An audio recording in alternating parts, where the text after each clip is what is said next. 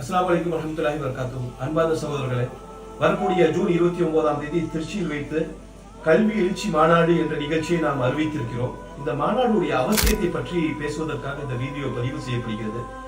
ஒரு காலத்துல முஸ்லிம்கள் என்று சொன்னாலே சாதனையாளர்கள், கண்டுபிடிப்பாளர்கள், சயின்டிஸ்ட், விஞ்ஞானிகள் என்ற நிலைமை எல்லா துறைகளிலும், விஞ்ஞானமாகட்டும், அறிவியலாகட்டும், கணிதமாகட்டும், மருத்துவமாகட்டும், உளவியலாகட்டும் என எல்லா துறைகளிலும் முஸ்லிம்கள் ஒரு காலத்துல ஒரு உச்சத்துல இருந்த காலம் அது. ஆனால் இன்னைக்கு அதுவும் குறிப்பாக உலகளவிய முஸ்லிம்களே கல்வியில பின்தங்கி இருந்தாலும் குறிப்பாக இந்திய முஸ்லிம்களை பொறுத்த வரைக்கும் முஸ்லிம்களுடைய நிலை மிகவும் பின்தங்கியதாக, மற்ற அனைத்து சமுதாயங்களை விடவும் முஸ்லிம்களுடைய நிலை பரிதாபமான நிலையை நாம பார்க்கிறோம். எந்த அளவுக்குன்னா சச்சார் கமிட்டி அறிக்கையாகட்டும், ரங்கநாத் மிஸ்ரா கமிட்டி, இவையெல்லாம் ஒரு 20 ஆண்டுகளுக்கு முன்னாடி எடுக்கப்பட்ட அறிக்கைகள். அது இல்லாமல் இன்று சமீபத்தில் எடுக்கப்பட்ட இன்டர்நேஷனல் அளவுல, உலகளாவிய வல்லுநர்களால் எடுக்கப்பட்ட அந்த அறிக்கைகளும் முஸ்லிம்களுடைய நிலையை பற்றி இன்னும் மோசமாக, கடந்த 10 ஆண்டுகள்ல இந்த பாசிச சக்திகளுடைய ஆட்சிக்கு பிறகு முஸ்லிம்களுடைய கல்வி நிலையும் பொருளாதார நிலையும் இன்னும் மோசமடைந்திருப்பதை பற்றி பல்வேறு அறிக்கைகள் நமக்கு படம் பிடித்து காட்டுகிறது. இந்த நிலைமையில இஸ்லாமிய சமுதாயம், முஸ்லிம் சமுதாயம் சமூக சீர்கேட்டுல, ஒழுக்கமின்மையில சந்திக்கக்கூடிய சவால்களுக்கு என்னதான் தீர்வு அப்படின்னு நம்ம பார்த்தோம்னா, இஸ்லாம் எல்லாத்துக்கும் தீர்வு சொல்லக்கூடிய மார்க்கம். உலகத்தில் சந்திக்கக்கூடிய எல்லா பிரச்சனைகளுக்கும் இஸ்லாத்தில், குர்ஆனில் தீர்வு இருப்பதாக, குர்ஆன்ல தீர்வு இருப்பதாக நாம நினைக்கிறோம். அந்த அடிப்படையில அல்லாஹ் தன்னுடைய திருமறையில 1வது வசனத்துல இக்ரா, ஓதுவீராக அல்லது படிப்பீராக சொல்றான். அதை தொடர்ந்து வரக்கூடிய வசனங்கள் இஸ்லாம் கல்வியை எந்த அளவிற்கு அதனுடைய முக்கியத்துவத்தை பேசுதுங்கிறத நம்ம தெரிஞ்சுக்கலாம். அது இல்லாம இன்னைக்கு நம்ம சந்திக்கக்கூடிய அடக்குமுறைகள், அதிகார வர்க்கத்துடைய அடக்குமுறைகள், அநீதிகள், பல்வேறு இடங்கள்ல நடக்கக்கூடிய சம்பவங்கள், இந்தியாவாகட்டும் அல்லது பல்வேறு நாடுகள்ல இஸ்லாமிய சமுதாயம் சந்திக்கக்கூடிய சவால்கள், பிரச்சனைகள், அடக்குமுறைகள், அநீதிகள், இவை அனைத்துக்கும் தீர்வாக இஸ்லாம் ஒரு தீர்வை சொல்லுது. அதுக்கு தீர்வு கல்வியாக மட்டுமே தான் இருக்க முடியும் என்பதுதான். அதிகார பொறுப்புக்கு வந்தால்தான், அந்த அதிகாரத்தின் மூலம் தான் நாம் இந்த பிரச்சனைகளுக்கு ஒரு நீதி செலுத்த முடியும்.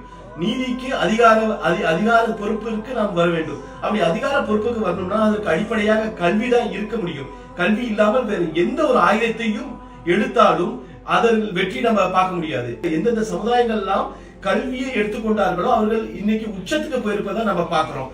அந்த அடிப்படையில திருக்குர்ஆன்ல ஒரு வசனத்தை அல்லாஹ் மேற்கோள் காட்டுறான். கல்வியாளர்களை பற்றியும் கல்வி கொடுக்கப்பட்டவர்களுடைய சிறப்பை பற்றி சொல்லக்கூடிய அந்த வசனம். இஸ்ரவேலர்களுடைய சமுதாயம், மூசா நபிக்கு பிறகு வந்த சமுதாயத்துல ஒரு நபி ஒரு மன்னரை நியமித்த போது, தாலூத் என்ற மன்னரை நியமித்த போது அந்த மக்கள், அந்த சமுதாய மக்கள் அந்த நபியிடம் சொன்னதாக சொல்லப்படுது. திருக்குர்ஆனுடைய வசனம் அல் பக்ராவில் வரக்கூடிய 247வது வசனத்துல அல்லாஹ் சொல்றான், அந்த மக்கள் சொன்னாங்க, இவர் யார் மன்னராக நியமிக்கப்பட்டிருக்கிறாரோ அவர் எங்களை விட பொருட்செல்வம், அதாவது பெரிய வசதி படைச்சவராக இல்லையே அப்படின்னு சொல்ற போது அதற்கு அந்த நபி சொன்னார், அவருக்கு அல்லாஹ், இந்த மன்னருக்கு அல்லாஹ் உடல் வலிமையையும் கல்வியையும் வழங்கியிருக்கிறான். ஒரு அதிகார பொறுப்புக்கு, நிர்வாக பொறுப்புக்கு, ஒரு தலைமையை ஏற்பதற்கு, கட்சி ஆட்சியை நடத்துவதற்கு, ஒரு எந்த ஒரு அதிகார பொறுப்புக்கும் வர வேண்டும் என்று சொன்னால் ஒரு அடிப்படையாக 2 விஷயத்தை இந்த வசனத்தின் மூலம் எடுக்கலாம். ஒண்ணு ஆரோக்கியம், அடுத்தது ஒரு கல்வி மற்றும் ஆரோக்கியம். இது ரெண்டுமே பின்னி படைத்தது.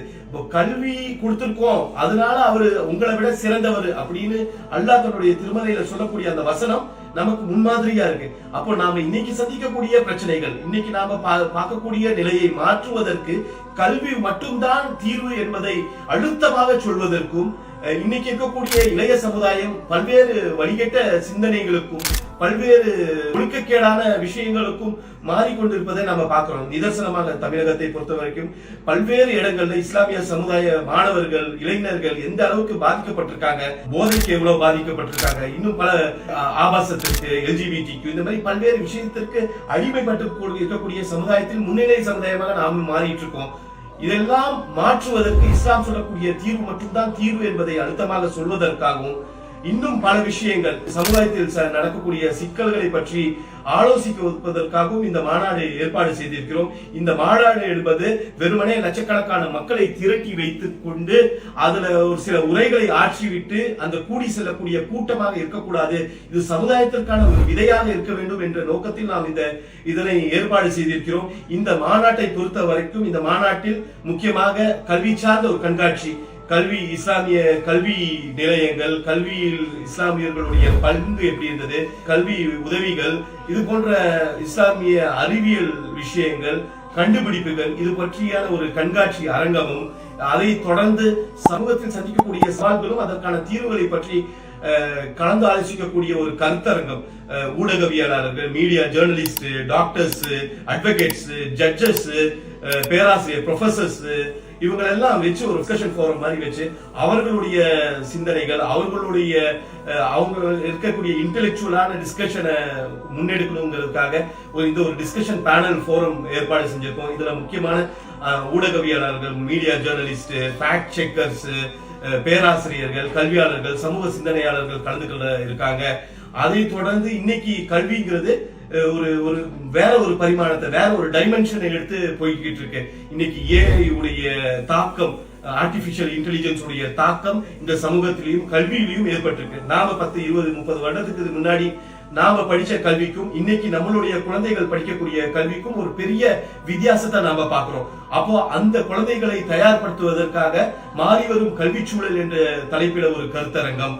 அதுவும் இல்லாமல் பர்சனாலிட்டி டெவலப்மெண்ட் செஷன்ஸ், படிச்சுட்டு ப்ராடக்டாவே இருக்க மாட்டேங்கிறாங்க. படிச்சிடுறாங்க, என்ஜினியர்ஸ் படிக்கிறாங்க, பெரிய பெரிய படிப்புகளை படிக்கிறாங்க. ஆனா அந்த குழந்தைகள், அந்த மாணவர்களுக்கு ஒரு இன்டர்வியூல எப்படி அட்டெண்ட் பண்ணணும், என்ன ரெஸ்யூம்ல எப்படி இருக்கணும். ஏன்னா இன்னைக்கு ரெஸ்யூம்ங்கிறது ஒரு ஆட்டோமேட்டட் சிஸ்டம்.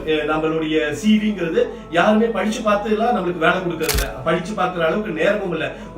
ஒரு வேலையை நாம அனௌன்ஸ் பண்ணோம்னா ஆயிரக்கணக்கான ரெஸ்யூம்ஸ் வந்து விடுகுது. அப்போ ஆயிரக்கணக்கான ரெஸ்யூம்ஸ் உட்கார்ந்துட்டு ஹெச்ஆர் உட்கார்ந்து படிச்சுட்டு இருக்க மாட்டாங்க. அப்போ ஏடிஎஸ் சிஸ்டம் இருக்கு, அந்த ரெஸ்யூமை வந்துட்டு ஃபில்டர் பண்றதுக்கு சிஸ்டம் இருக்கு. அப்போ ரெஸ்யூம்ல என்னென்ன சம்பவங்கள் இருக்கணும், என்ன வார்த்தைகள் இருக்கணும், எதை ஹெச்ஆர்ஸ் எல்லாம் கவனிப்பாங்க அப்படிங்கிறது. அது இல்லாம நம்ம எம்ப்ளாயபிலிட்டி, நாம எப்படி நம்மள ஒரு ப்ராடக்டாக, நம்ம எப்படி வேலை வாய்ப்பு, வேலைக்கு தயாராக ஒரு மனிதராக, ஒரு மாணவனாக, ஒரு வேலை பட்டதாரியாக எப்படி நம்ம உருவாக்கி கொள்ள வேண்டும் என்பதை விளக்குவதற்காக personality development session, interview skill session, mockup sessions, இந்த மாதிரி ஒரு குறிப்பாக மாணவர்கள், படித்து முடித்த மாணவர்களுக்காகவே ஒரு அரங்கத்தை ஏற்பாடு செய்து அவர்களுக்கு திறன்களை மேம்பட செய்வதற்கான ஒரு பயிலரங்கமும் ஏற்பாடு செய்திருக்கிறோம். இதுவல்லாமல் இந்திய முஸ்லிம்கள் சந்திக்கக்கூடிய சவால்களும் பிரச்சனைகளும் தீர்வுகளும் என்ற தலைப்பில ஒரு ஆவணப்படம் தயாரிக்கப்பட்டு வருகிறது. அந்த ஆவணப்படத்திற்கான விளம்பரங்கள் உங்களுக்கு போடப்பட்டிருக்கு. நீங்கள் அந்த ஆவணப்படத்தில் உங்களுடைய ஆவணப்படமும் வர வேண்டும் என்று சொன்னால் நீங்களும் கலந்து கொள்ளலாம்.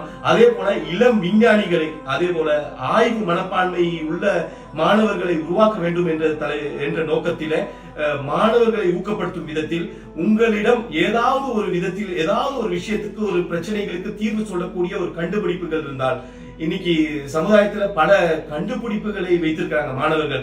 ஒரு சில மாணவர்கள் பல விஷயங்களை கண்டுபிடிச்சிருக்காங்க. அந்த கண்டுபிடிப்புகளை நாம மக்கள் மத்தியில கொண்டு போய் சேர்க்கிறதுக்கான ஒரு தளத்தையும் ஏற்பாடு பண்ணியிருக்கோம். இளம் விஞ்ஞானிகளை உருவாக்குவதற்காக, ஆய்வு மனப்பான்மை உள்ள மாணவர்களை உருவாக்குவதற்காக அதற்கான ஒரு போட்டியையும் அறிவித்திருக்கிறோம். அந்த போட்டியின் அடிப்படையில் என்னன்னா, நீங்க மாணவர்களாக இருக்கீங்க, உங்ககிட்ட இந்த சமுதாயத்தில் இருக்க, இந்த உலகத்தில் இருக்கக்கூடிய பிரச்சனைகளுக்கு, ஏதாவது ஒரு பிரச்சனைக்கு உங்ககிட்ட ஏதாவது ஒரு தீர்வு இருக்கு என்று சொன்னால், உங்ககிட்ட ப்ராஜெக்டாக இருக்கலாம், அல்லது நீங்கள் ஏற்கனவே செய்த ப்ராஜெக்ட்ஸா இருக்கலாம், அந்த ப்ராஜெக்ட்ஸ்க்கு ஃபண்ட் பண்ண முடியாம இருக்கலாம். எதுவாக இருந்தாலும் ப்ராஜெக்ட்ஸ் இருக்கு, நான் இந்த பிரச்சனைக்கு, உலகம் சந்திக்கக்கூடிய ஒரு பிரச்சனைகள், அது பெருசோ சிறுசோ அது பிரச்சனை இல்லை, ஒரு பிரச்சனைக்கு என்னால் தீர்வு செல்ல முடியும் என்று நீங்க நினைத்தால் அந்த ப்ராஜெக்டை நீங்க சப்மிட் பண்ணலாம். அந்த ப்ராஜெக்டுக்கு நாங்க ஓனர்ஷிப் எடுக்கவே மாட்டோம், அதற்கு உரிமை நாங்க கொண்டாடவே மாட்டோம். உங்களுக்கு அது சமுதாயத்துக்கு பயனளிக்கும் என்று சொன்னால் அந்த ப்ராஜெக்ட்ஸை நாம அந்த கண்டுபிடிப்புகளை மக்களுக்கு கொண்டு போய் சேர்ப்பதற்காகவும், உங்களை ஊக்கப்படுத்துவதற்காகவும், இந்த இளம் விஞ்ஞானிகளை உருவாக்குவதற்காகவும் இந்த திட்டத்தை ஏற்பாடு செய்திருக்கிறோம். அதே போல கடந்த சில ஆண்டுகளாக +2 மாணவர்களை ஊக்கப்படுத்த வேண்டும், ஏன்னா இவங்க அதிகபட்ச மார்க் 99.9%, 595, 96 இந்த மாதிரி மார்க் எடுத்துட்டு ஊக்கப்படுத்தப்படாமல் அவர்கள் புறக்கணிக்கப்படக்கூடிய அந்த சூழலை நம்ம பார்த்த போது கடந்த 2-3 ஆண்டுகளாக சமுதாய செல்வம் என்ற நிகழ்ச்சியை நாம் நடத்தி வருகிறோம். இது ஏன் நடத்தணும்னா வெறுமனே பணத்தை கொடுத்து அவங்கள கூடிய நிகழ்ச்சி இல்ல. இவர்கள் தான் அடுத்த தலைமுறை தலைமை தாங்கக்கூடிய அடுத்த தலைமுறையினர். இவர்கள் தான் வழி நடத்தக்கூடியவர்கள், சமுதாயத்தை வழி நடத்தக்கூடிய தலைவர்களாக மாற வேண்டும் என்ற நோக்கத்தில் அவர்களுடைய பொறுப்பு என்ன? இந்த சமுதாயத்துல அவர்கள் நல்ல மார்க் வாங்கிட்டாங்க, ஆனா அவர்களுக்கு சேர்ந்து ஒழுக்கமும் இருக்கணும், பயனுள்ள கல்வியாக மாறணும், அவர்கள் படிக்கக்கூடிய கல்வி இந்த சமுதாயத்துக்கு பயனளிக்கணும் என்ற அடிப்படையில அவர்களை மோட்டிவேட் செய்வதற்காக, அவர்களை மோட்டிவேட் செய்து வரக்கூடிய சமுதாயத்துக்கும் அது ஒரு ஊக்கமாக இருக்கணும், வரக்கூடிய மாணவர்களையும் ஊக்கப்படுத்த வேண்டும் என்ற நோக்கத்தில் சமுதாய செல்வம் என்ற நிகழ்ச்சி நாம் கடந்த சில ஆண்டுகளாக நடத்தி வருகிறோம். அதையும் இந்த மாநாட்டில் இந்த வருடத்திற்கான 12ஆம் வகுப்பில் அதிக மதிப்பெண் பெற்ற மாணவர்களுக்கான விருது வழங்கும் நிகழ்ச்சியும் ஏற்பாடு செய்திருக்கிறோம்.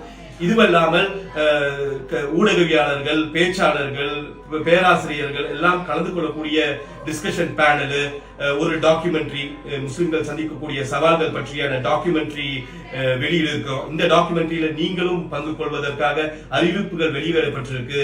இது எல்லாம் தாண்டி உங்களுடைய ஆலோசனைகளும் உங்களுடைய பங்களிப்பும் இருக்கணும். நீங்க இந்த சமுதாயத்துக்கு ஏதாவது செய்ய விரும்பினால் வாலண்டியர்ஸா வாங்க. நாம இதை இயக்கம் சார்ந்து நடத்தல. ஒட்டுமொத்த இஸ்லாமிய சமுதாயமும் இந்தியாவுடைய வளர்ச்சிக்கு, நம்முடைய நாட்டினுடைய வளர்ச்சிக்கு நம்மளுடைய பங்களிப்பு அதிகமாக இருக்கணும். ஏன்னா ஒரு காலத்துல முஸ்லிம் சமுதாயம் இந்த சுதந்திரத்திற்காகவும் தன்னுடைய கல்வியவே புறக்கணிச்சது. ஆங்கில கல்வியவே இஸ்லாமிய சமுதாயம் இந்த சுதந்திர போராட்டத்திற்காக தியாகம் செஞ்சோம். அந்த தியாகம் செய்ததின் விளைவு இன்னைக்கு முஸ்லிம் சமுதாயம் கல்வியில் பின்தங்கிய சமுதாயமாக மாறி இருக்கும். இதை மாற்றுவதற்கு நாம வெறுமனே புலம்பி காரணம் இல்ல, பிரயோஜனம் இல்ல. வெறுமனே நாம இதனுடைய ஆதங்கத்தை தெரிவிச்சு பிரயோஜனம் இல்ல. நம்மளால முடிஞ்சது ஒரு சின்ன ஒரு விதையை நம்ம போட்டோம்னா இது வருங்காலத்துல ஒரு ஆலமரமாக, ஒரு சமுதாய மாற்றத்திற்கான ஒரு பெரிய விஷயமாக அமையும் என்று நாம இதை ஏற்பாடு செஞ்சிருக்கோம். இதற்கான பொருளாதாரம் பல லட்சம் ரூபாய் தேவைப்படுது. ₹1 கூட இதற்கான பொருளாதாரம் இல்லாமல் தான் இந்த நிகழ்ச்சியை நாம் அறிவித்திருக்கிறோம். உங்களுடைய பொருளாதார பங்களிப்பையும் நாம் எதிர்பார்க்கிறோம். உங்களுடைய ஆலோசனைகள், உங்களுடைய பிரார்த்தனைகள், உங்களுடைய பொருளாதார பங்களிப்பு, உங்களால் முடிந்த சிந்தனையால் உங்களுடைய ஆலோசனைகள், உங்களால் முடிந்த உடல் உழைப்பு எல்லாமே நாங்க எதிர்பார்க்கிறோம். நீங்கள் இல்லாமல் நாம் இல்ல, உங்களுடைய டீம் ஒர்க் எல்லாமே சேர்ந்து இந்த சமுதாயத்திற்காக ஏதாவது நம்மளால முடிஞ்ச ஒரு சின்ன ஒரு விஷயத்தை நம்ம செய்வோம். இன்ஷா அல்லாஹ் இந்த சமுதாயத்திற்கான ஒரு மாற்றத்திற்கான விதையாக நம்ம அமைவோம். இன்ஷா அல்லாஹ் வரக்கூடிய ஜூன் 29ஆம் தேதி திருச்சியில சங்கமிப்போம். அஸ்ஸலாமு அலைக்கும் வரஹ்மத்துல்லாஹி வபரகாத்துஹு.